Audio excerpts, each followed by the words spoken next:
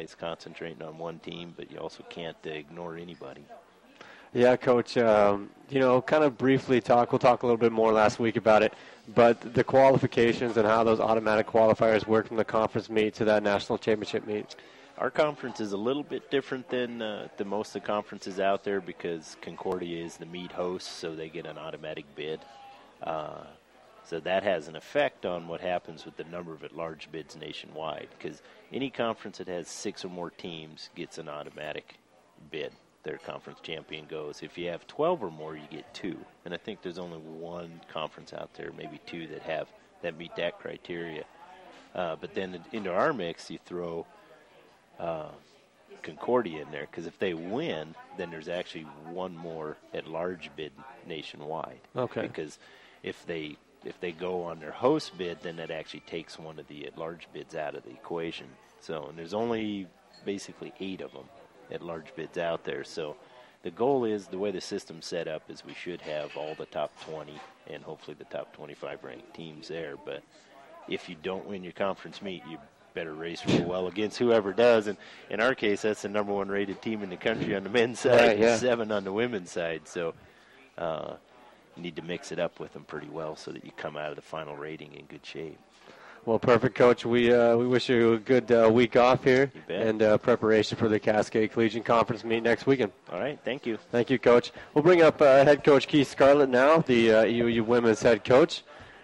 Coach Scarlett off of a split over the weekend in his trip to the Willamette Valley. Coach got to see Eugene and Salem for the first time, Coach? Yeah. What'd you think? First time. Well, I know. What'd you think of it? First time. First time, he says. That's Keith Scarlett at his finest right there. 2 years later will be the second time. That's oh man. So you're gonna do no recruiting over there? Well, I can see those recruits someplace else. Okay. All right. Fair enough. Coach, you had a 3-0 win at Northwest Christian on Friday. Let's talk a little bit about that game. Well, we went into the weekend and we knew what we had to do. We had control of our own fate, and it all started on Friday. They're an underestimated side. They're better than their record shows, and they play on turf, which is the first time that we have played on turf all season. Last time any of these ladies in our program had played on turf would have been before they came, the youngsters, or a year or even 2 years ago for the returners. So it was a new experience. It took us about 15 or so minutes, 20 minutes to get our, we went out and trained on it the night before, but it's different, with yourself as opposed to having pressure. So game went very well. We took us a bit of time to get things settled, to be able to deal with the surface and the conditions, but then we got it done. Now Saturday, Coach, you guys fall at Corbin, but after some other outcomes, you're right there in the hunt for a postseason spot. Saturday was a pretty wild day around the conference. Yeah, it was, and we went in knowing, like I said earlier, we win both games, we control our fate. We and after the outcomes, win both games, we could have slipped up this coming Saturday and still slid in the back door. There's some outcomes in the other games. You always want to control the things you can control, but at the same time, that's why everybody plays, because there's help. There's help that happens across the board. College football is a perfect example. Number 1 teams dropping right and left, and teams sitting there and squeaking and waiting to slide in that were never even in the picture initially. So we did not come out ready to play against Corbin. We just weren't prepared. We were not ready. It wasn't an athletic, it wasn't a soccer, it wasn't a tactical or a technical issue. It was just between the ears. And they made us pay, put us into a hole. We turned into a game in the second half, but you can't fall down in that big of a hole to Corbin, a team like that, and expect to get out of it. So, but yeah, we're still alive, and we're actually in pretty good shape. Yeah, Coach, about that, you had a kind of a rough start to the season, but last week we joked around about it, and we're now talking about the postseason. we talked about how crazy that kind of was last week, but that's got to feel great. How does the team feel right now, and what does that mean to you, and what kind of bunch these girls are? It feels, as you just said, it feels rather, thinking back to the way the season started and all the bumps and everything that we went through, and the drama and all those twists and turns that come with any first-year program and then some. To be able to be sitting going into the very last game of the season to saying, hey, if you win and for all intents and purposes, barring upsets, you're in the postseason, hey, you can't ask for – only thing you could ask for more than that is already clinched it, So that's a great feeling. The girls are excited. The biggest issue all season for us has been our team maturity, not in a negative way, but, being used to it, having been there and done that. And the closest that these ladies have come to being ready to prepare and train for, something, I don't say as big as, no game's big. No, there's not a single game bigger than any other game, but to be able to prepare and train for the situation is whether they got in club or whether they got in high school or what they got before they came here. And so it's kind of a uncharted territory. So, they need to be led and they need to be, put in the right direction. But they're excited for it. They're very prepared. They're looking forward to it. There's that sense of unknown, a bit because they know how the season's gone as well. It's been an up and down season, so there's a sense of unknown. But all we can do is worry about us, is worry about what we do, and let everything else fall where it lies. Now, before we talk anything about postseason, I guess we should talk about what you have to do on Saturday, and that's beat College of Idaho.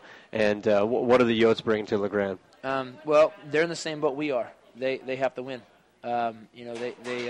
They can get in with a draw with some help, but they win, they're in. That's plain and simple for them. And so they're going to come in with everything they have. And so it's two teams, one season, one spot, two teams, battling it out.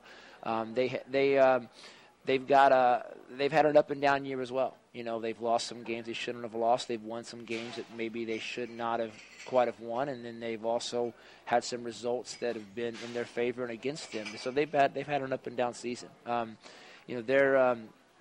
They have two very dynamic players in Erica Mortensen and Hardegree Ullman, kind of the two heads to the dragon, so to speak. That make them click.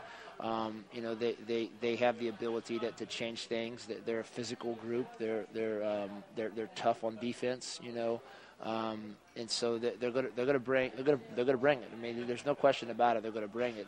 So we just have to stop worrying about what everybody else is doing and just settle down and dig in our heels and say, you know what, you're not going to score on us, and we're going to beat you, and make that choice, and make it individually, then make it across the board. Also Saturday, Coach, Cami Hernandez will be honored as your lone senior on Senior Day. What has Cami brought to the team, and what's she done for you this year? Well, Cami has been the glue that's kept us together. I mean, she works hard regardless of the situation, regardless of the result, of the outcome. She has no off switch. I mean, she runs at a pace, and plays at a pace that's just, above and beyond what even people on the other team. I mean, there's 30 seconds to go in a contest, and we're down 5-1 to Corbett, and Cammie's still flying after a shot, with 30 seconds to go, just because she has that competitive drive, and that's very difficult to replace. I mean, we would not be where we are. You asked earlier about the girls in particular, I mean, in Tufo, we would not be where we are if these girls hadn't found themselves a little bit. They hadn't found their identity. They hadn't found some legs to stand on and realized, hey, you know what, this can go the positive direction, and they want to learn. And then we also would not be where we are if Cammie wasn't suited up, if she wasn't on the field, if she wasn't, playing and directing, and communicating, and just being that leader, I mean, her biological clock is a senior's ticket. I mean, as a senior, as each game goes by, she sees one less game. And so, if there's any guarantees, there's very little guarantees in athletics, but one guarantee is that Cami Hernandez will play 90 minutes plus, all out, full steam on Saturday. And so, if College of Idaho wants to be concerned about something, that's a guarantee. She'll go all out, on Saturday. Well, Coach, we appreciate it as always, you coming by, and wish you the best of luck this week, and hope next week we're talking about some postseason stuff. Yeah, that's the same thing. Yeah. All right. Coach, thank you. We'll go ahead and bring up Coach Angie Weisenfeld next, the head women's basketball coach at Eastern Oregon.